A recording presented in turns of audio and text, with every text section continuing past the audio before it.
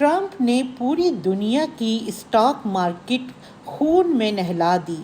China, Japan, Europe, Asia کے لیے پیر کا دن خونی دن بن گیا۔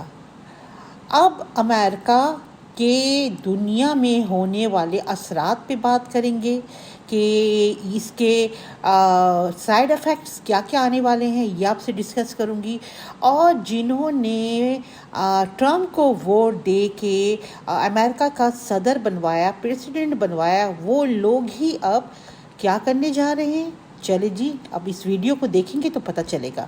تو چلے جی، السلام علیکم۔ جی جناب، ٹرمپ نے پوری دنیا کو ہلا کے رکھ دیا ہے۔ ایسا ہلایا ہے کہ سب کے چکر کاٹ رہے ہیں۔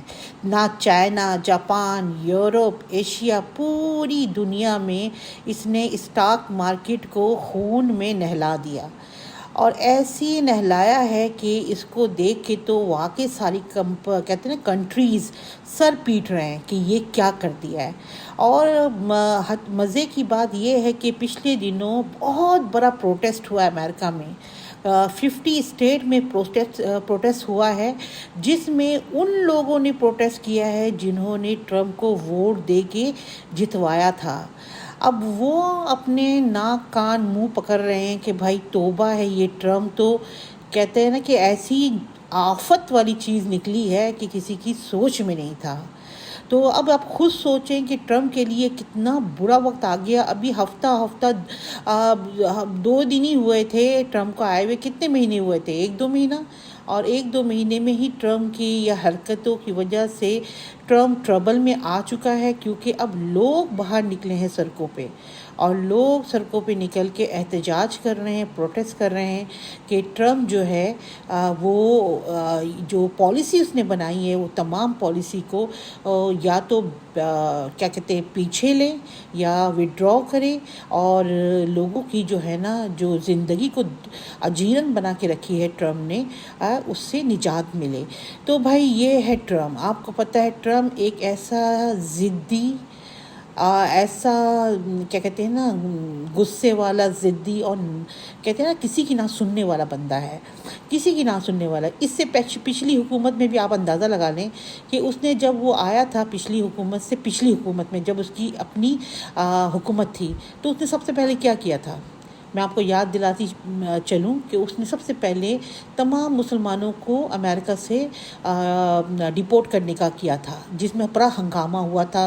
وہاں کی عدالتیں بھی کہنے لگ گئی تھیں کہ بھائی جو گرین کارڈ ہولڈر ہے، سٹیزن ہے، اس کو تو آنے دو۔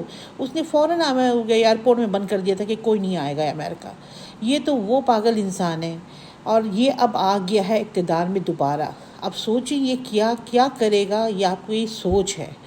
ابھی تو اسٹاک مارکیٹ کے یہ حال ہوا ہے، اب آپ خود دیکھیں ذرا مہنگائی اور انفلیشن کتنا اوپر جائے گا۔ یورپ میں تو ہم لوگ رہ رہے ہیں، UK کو دیکھ لیں، اس کے علاوہ بہت ساری یورپین کنٹری کو دیکھ لیں جو واقعی بہت ٹربل میں آ چکے ہیں۔ مہنگائی بڑھ چکی ہے، بندے کو کھانے کے لالے پڑے میں۔ تو یہ جنگ کا جو یہ بیج بو رہا ہے ٹرمپ، تو اس کا تو اللہ ہی خیر کرے کیا نتیجہ نکلے گا۔ تو آل اوور تو میں یہی کہوں گی کہ وقت بہت برا آنے والا ہے آنے والے دنوں میں۔ اللہ محفوظ رکھے سب کو، مگر ٹائم از ناٹ گڈ، کیونکہ اب جو ہے مالی بھی نقصان ہو رہا ہے، جانی بھی نقصان ہو رہا ہے، اور یہاں تک کہ ملکوں میں جنگ کا بھی خطرہ منڈلا رہا ہے۔ اور ہمارے جو UK کے جو پرائم منسٹر ہیں وہ ہر دفعہ آ کے یہی کہہ رہے ہوتے ہیں کہ جنگ کی تیاری کرنا شروع کر دو، راشن رکھنا شروع کر دو، پیکٹ فوڈز جمع کرنا شروع کر دو، مگر ان کو کون بتائیں جو بیچاری ڈیلی کماتے ہیں اور ڈیلی کھاتے ہیں وہ کہاں سے راشن جمع کریں گے، کہاں سے لائیں گے، یہ بھی تو بتا دیں ہمیں۔ تو یہ کہنا بالکل کہتے نا ٹی وی کے سامنے اسپیچ دے دینا آسان ہے، مگر یورپ میں جو یہاں کے اپنے لوگ بھی رہ رہے ہیں ان کے پاس اتنا پیسہ نہیں ہے کہ وہ گھر میں راشنوں کی ڈھیر پہ ڈھیر لگا دے۔ تو یہ وہی والی حالت ہے نا، جنگ کی حالت ہے کہ تباہی کے دہانے پہ ہم کھڑے ہوئے ہیں، کوئی سیف نہیں ہے۔ اب یہ نہیں کہہ سکتا کہ پاکستان سیف نہیں ہے تو دنیا دوسری کنٹری سیف ہے، کوئی ملک سیف نہیں ہے، سب ایک ہی لائن پہ کھڑے ہو گئے ہیں۔ اور اب دیکھیں اب اس کا انجام کیا ہوتا ہے. بس یہ ہے کہ ابھی تو اسٹاک مارکیٹ کا تو میں نے دیکھا تو میرے تو سر گھوم گئے ہیں کہ اللہ ایسے برے حالات ہو گئے ہیں. تو دیکھتے ہیں آگے اللہ کیا کرتا ہے. تو چلیے جناب، آپ نے وہ ویڈیو اگر سمجھ میں آئی یا پسند آئی تو لائک شیئر سبسکرائب کر دیں. انشاءاللہ آؤں گی کسی نیکسٹ ویڈیو میں، کوئی نیا حال حوال لے کے آؤں گی. تو اجازت دیجیے، اللہ حافظ.